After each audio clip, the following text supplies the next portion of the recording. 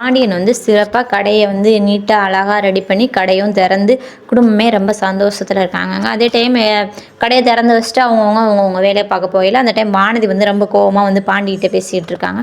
பேசிட்டு இருக்கும்போது, "என்ன வானதிக்கு என்ன பிரச்சனைனா, அவங்க பேர கடையில வைக்கல அப்படிங்கிறதுக்காக அதுவும் ஒரு பிரச்சனை.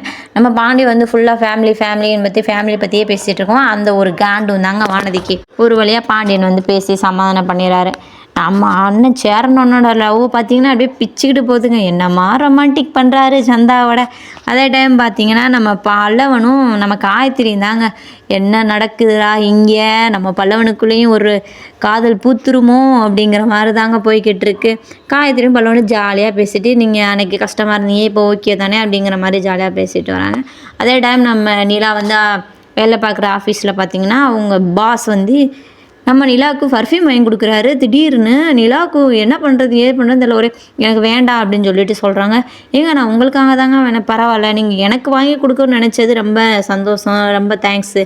ஆனா எனக்கு இந்த பர்ஃப்யூம் வேணாம்" அப்படின்னு சொல்லிட்டு அங்கேருந்து அவாய்ட் பண்ணிட்டு நிலா கிளம்பிறாங்க. அந்த டைம் பார்த்தீங்கன்னா, வக்கீல் வந்து ஃபோன் பண்ணுறாங்க. ஃபோன் பண்ணயில நிலா சார்ட்ட கேட்குறாங்க, "இந்த ஹியரிங்க்கு நாளைக்கு நீங்களும் உங்க ஹஸ்பண்டும் கோர்ட்டுக்கு வரணும்" அப்படின்னு சொல்லிட்டு சொல்லையில, "அன்னைக்கே வந்திருக்கணும். நீங்க என்ன வரமாட்டேங்கிறீங்க" அப்படின்னு சொல்லிட்டு, "நாளைக்கு கண்டிப்பா வாங்க" அப்படின்னு சொல்லி, "நாளைக்கு வர்றோம்" அப்படிங்கிற மாரி வந்து நிலா சொல்கிறாங்க. சொல்லையில அவங்க மூஞ்சில ஒரு சந்தோஷமே இல்லங்க. ரொம்ப ஒரு சோகமா தான் சொல்றாங்க. சொல்லையில பார்த்தீங்கன்னா, நம்ம நிலா கோர்ட்டுக்கு போவாங்களா? இல்ல அங்க போய் டைவர்ஸ் வேண்டான்னு சொல்லுவாங்களான்னு சீரியல பார்க்கலாங்க.